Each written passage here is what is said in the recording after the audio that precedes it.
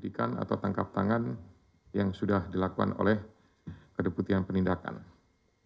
Yang pertama bahwa kegiatan tangkap tangan ini bermula dari laporan pengaduan masyarakat yang diterima KPK. Hal ini sekaligus sebagai bentuk kontribusi konkret dan dukungan publik dalam pemberantasan korupsi.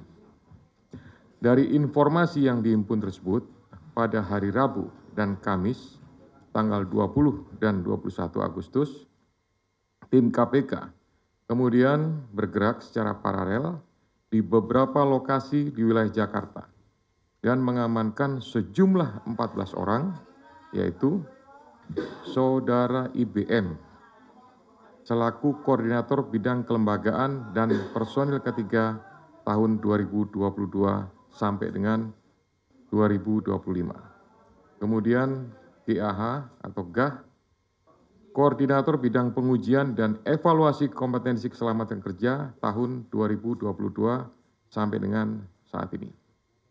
SB, Subkoordinator Keselamatan Kerja, Direktorat Bina K3 tahun 2020 sampai dengan 2025. AK, Subkoordinator Kemitraan dan Personil Kesehatan Kerja tahun 2020 sampai dengan sekarang. IEG, Wakil Menteri Ketenagakerjaan tahun 2024 sampai dengan 2029. FRZ, selaku Dirjen Binwasnaker dan K3 pada atau sejak Maret 2025 sampai dengan sekarang. HS, Direktur Bina Kelembagaan tahun 2021 sampai dengan Februari 2025. SKP, Subkoordinator, kemudian SUP, Koordinator juga, kemudian ada TEM, ini adalah pihak PT, perusahaan jasa PT Kem Indonesia, kemudian MM dari perusahaan jasa juga PT Kem Indonesia. Baik, terima kasih. Dan Direktur Bina Kelembagaan tahun 2021. Yang lainnya karena tidak terkait maka tidak dilakukan pemeriksaan. Untuk kembali ke tempat. Selain itu, tim juga mengamankan barang bukti yang diduga terkait ataupun yang merupakan hasil dari tindak pidana ini, yaitu 15 unit kendaraan bermotor roda 4 dengan rincian 12 unit dari IBM, Baik, terima kasih. 1 unit dari SB, 1 unit kendaraan roda 4 dari SB, yang 12 unit tadi juga roda 4, kemudian 1 unit roda 4 dari HS, 1 unit roda 4 dari GAH. Kemudian 7 unit kendaraan bermotor roda 2, 6 unit kendaraan roda 2 diamankan dari IBM, dan 1 unit kendaraan roda 2 diamankan dari IEG. Kemudian ada juga uang tunai lebih kurang sekitar 170 juta dan ada 2.201 US dollar dan beberapa pecahan lainnya. Barang bukti tersebut dari pihak-pihak yang diamankan dalam kegiatan tangkap tangan ini jumlahnya cukup banyak dan mempunyai nilai yang cukup tinggi. Hal ini relevan bahwa praktik dugaan pemerasan ini sudah terjadi sejak beberapa periode waktu sebelumnya, diperkirakan dari tahun 2019 sampai dengan saat ini. Adapun konstruksi perkaranya, atas penerimaan uang dari selisih antara yang dibayarkan oleh para pihak yang mengurus penerbitan sertifikat K3 kepada perusahaan jasa K3 atau PJ K3 dengan biaya yang seharusnya sesuai dengan tarif PNBP, kemudian uang tersebut mengalir ke beberapa pihak, yaitu sejumlah 81 miliar. Dengan rincian nanti akan didetailkan. Pada tahun 2019 sampai dengan 2024, IBM diduga menerima aliran uang sejumlah 69 miliar melalui perantara. Uang tersebut selanjutnya digunakan untuk belanja, hiburan, DP rumah, setoran tunai kepada GAH, HS, dan beberapa pihak lainnya, serta digunakan untuk pembelian sejumlah aset seperti beberapa unit kendaraan roda 4 hingga penyertaan modal pada 3 perusahaan yang terafiliasi PJK3.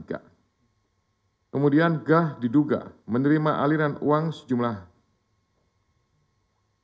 3 miliar dalam kurun waktu 2020 sampai dengan 2025 yang berasal dari sejumlah transaksi, di antaranya setoran tunai mencapai 2,73 miliar, transfer dari IBM sebesar 317 juta, dan 2 perusahaan di bidang PJK3 dengan total 31,6 juta. Uang tersebut digunakan GAH untuk keperluan pribadi, dibelikan aset dalam bentuk pembelian 1 unit kendaraan roda 4 sekitar 500 juta, dan transfer kepada pihak lainnya senilai 2,53 miliar.